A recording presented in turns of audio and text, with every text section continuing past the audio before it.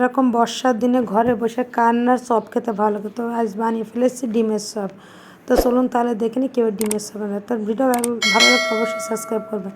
তো এখানে আলু আমি সিদ্ধ করে রেখেছিলাম আগে থেকে, আর এখানে শুকনো মরিচ ভাজি করে এটা আমি একদম মেখে নিচ্ছি। এখানে পেঁয়াজ দিয়েছি আর সরিষার তেল দিয়েছি, লবণ দিয়ে ভালো করে মেখে নিচ্ছি। যেভাবে আমরা আলু ভর্তাটা করে নিই স্বাভাবিক, ঠিক সেইভাবে ভর্তাটা করে নিতে হবে। তো এই পর্যায়ে ভালো করে কিন্তু ভর্তাটা আমি করে নিয়েছি। তো ভর্তাটা করানো কমপ্লিট হয়ে গেছে, আমি এখন পাশে রেখে দিচ্ছি। আর এখানে শুকনো চালের গুঁড়া বেসন নিয়েছি, আর এখানে হলুদের গুঁড়া দিচ্ছি, লবণ দিয়েছি, আর এখানে দিয়েছি কর্নফ্লাওয়ার। তো কর্নফ্লাওয়ার তো আমি পরিমাণ মতো দিয়েছি, তো 2 চামচ মতো। আর এখানে জিরার গুঁড়া দিয়েছি, আর শুকনো মরিচের গুঁড়া দিয়েছি। তো মরিচটা আমি একটু বেশি দিয়েছি, বৃষ্টির দিন একটু ঝাল ঝাল খাবো ওই জন্য। আর সামান্য একটু পানি দিয়ে একটা ডো বানিয়ে নেব। তো পানিটা কিন্তু ডো বানানোর জন্য একেবারে পাতলাও হবে না, একেবারে ঘন হবে না।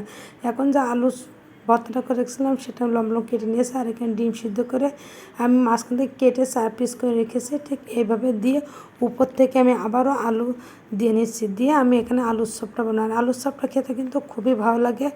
তো আমার বাসাও কিন্তু সবাই পছন্দ করে। তো আপনারাও চাইলে কিন্তু এইভাবে আলুর চপ বানিয়েও খেতে পারেন। তো আমার আলুর চপগুলো বানানো কমপ্লিট হয়ে গেছে। এখন চুলায় তেল দিয়েছি, তেলটা গরম হয়ে গেছে। এখন একটা করে আলুর চপ আমি যে ডোটা বানিয়েছিলাম সেখান থেকে ডুবে নিয়ে আমি কিন্তু তেলে দিয়ে দেবো।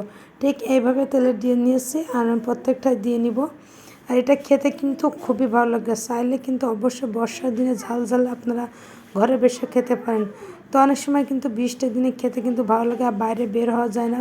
অনেক সময় বাইরে যেয়ে নাস্তা করতেও মনে চায় না। আপনারা বাসায় অনায়াসে কিন্তু পরিবারের জন্য এসব নাস্তা বানিয়ে বিকালে পরিবেশন করতে পারেন। তো আমার ডিমের চপগুলো কিন্তু বানানো কমপ্লিট হয়ে গেছে, আমি এখন উঠিয়ে নিব। আর তো দেখতেছি একেবারে ভাজিটা কিন্তু দারুণ এসেছে, আর যে আলু ছিল সে আলুর চপটা আমি বানিয়ে নিচ্ছি। তো এবার সবগুলো বানানো কমপ্লিট হয়ে গেছে। তো দেখতে পাচ্ছেন কতটা লবণও লাগছে, খেতেও কিন্তু খুবই স্বাদের। তো আজ এ পর্যন্ত, সবাই ভালো থাকবেন, আল্লাহ হাফিজ।